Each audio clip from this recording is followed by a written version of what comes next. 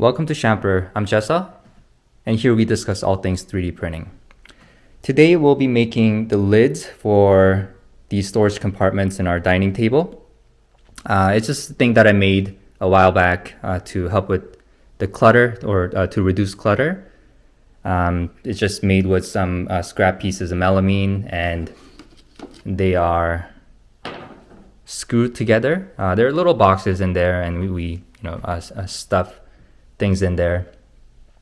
And as you can see, I already have some trim pieces on them so that I could hide the rough edges and the screw heads that are visible. But the problem with these is that they don't stay in place when you're taking items out of the compartment. They do these actions. And also the dust getting in because there's no cover. So we'll be solving that problem. And I don't know if this shows up in camera, but there's some seams visible. I didn't do a great job joining the pieces. This was printed in PLA, by the way. And then it was too big for my build plate, so I printed in two pieces and joined them. But yeah, obviously I didn't do a good job sanding. But anyway, so the idea that I have is it's a simple flat lid with maybe a finger hole in the middle, so I can stick my finger in there and then open it, and this gets covered otherwise.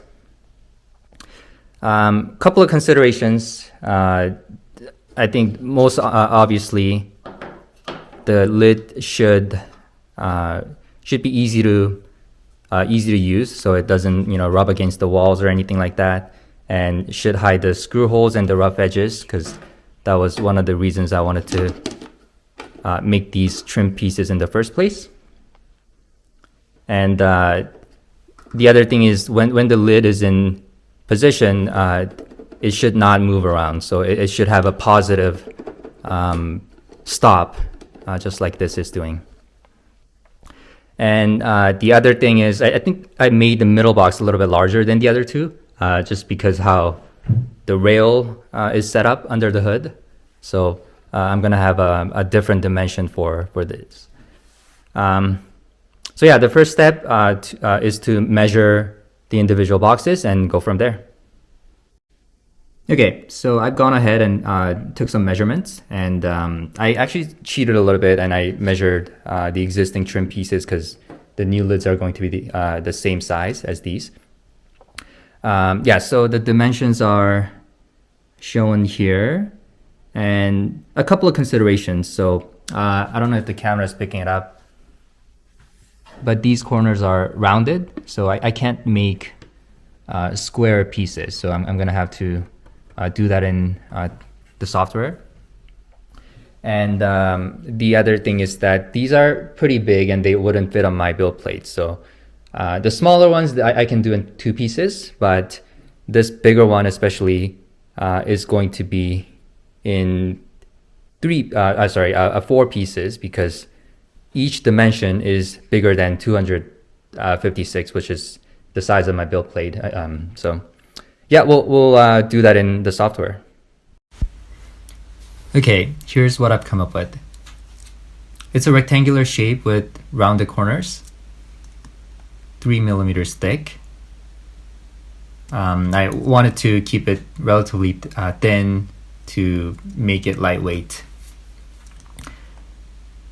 And I've split it into 3 pieces instead of 2. Originally I had planned to have the seam going this way down the middle, but unfortunately that wasn't going to fit on my build plate, so I did it this way. And the finger hole in the middle is going to be 20 millimeters in diameter, and there's a chamfered edge around the perimeter to help with seating. So when I'm putting the lid back on, I don't have to be perfect. So hopefully that works out. And these blocks on the underside, well, what we're looking at is the underside. So if I flip it like that, this is going to be the exposed face. But anyway, on the underside, I added these blocks to be able to use M3 screws and heat set inserts. And that's because I was worried about gluing such thin pieces and having to deal with the glue squeeze out down the bottom, or in this case the top, and it just didn't want to deal with that mess. So I've opted to use mechanical joints as opposed to gluing. So hopefully, again, another thing I'm not sure about, but hopefully that works. And lastly, I have on the exposed face, I have chamfers going down the seams, and that's because I wasn't so confident in having perfect alignment. So even if I try my best, it was going to show the seam. So I thought to myself, hey, might as well make it more pronounced, so at least it looks somewhat intentional. So that's another thing that I've done. So this is the bigger of the two versions. So what we're looking at is the bigger one. And if I go here and change this to 220, and this is a smaller one. So I'll go ahead and print them and see how they turn out. Okay, just a quick note. In my slicing software, I'm realizing the middle piece has 4 sharp corners, and they're very close to the perimeter of the build plate. And I'm not able to move it in any direction to give myself some room for brim. I think I'll just have to give it a try and cross my fingers. On the other hand, the outer pieces, they have rounded edges. So this allows me to move the model further down, and that gives me some space for the brim. So I think these will turn out a little bit better than the other one, but this middle piece is going to look a little rough. I guess I could split the model a little bit more, maybe have another seam here, or kind of like go back to the beginning and make the whole thing into 4 equal pieces. But this is supposed to be a simple rectangular lid. I think having 4 or more pieces would look funny, so I'll just give it a try and see how this turns out. Okay, the print is done. Overall, they came out pretty good, except, of course, those lifted corners on that middle piece, but we knew about that. And this front side is the worst side, and the other end is a lot nicer, so that's good there. And honestly, this is not too bad, I want to say.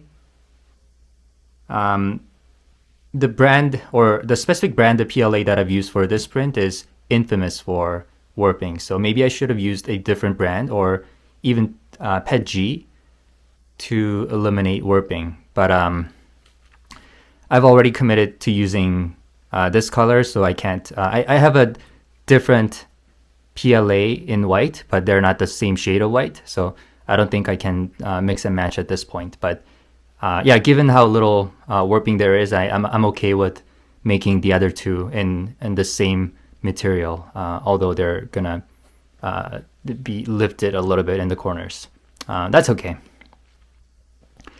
The second thing I want to mention is the middle piece came out ever so slightly shorter. I want to turn it this way, so it's probably more noticeable. So if you look at it from this angle, the middle piece is ever so slightly shorter.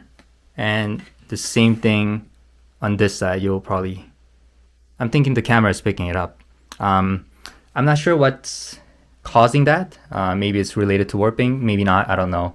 Maybe a topic for another video.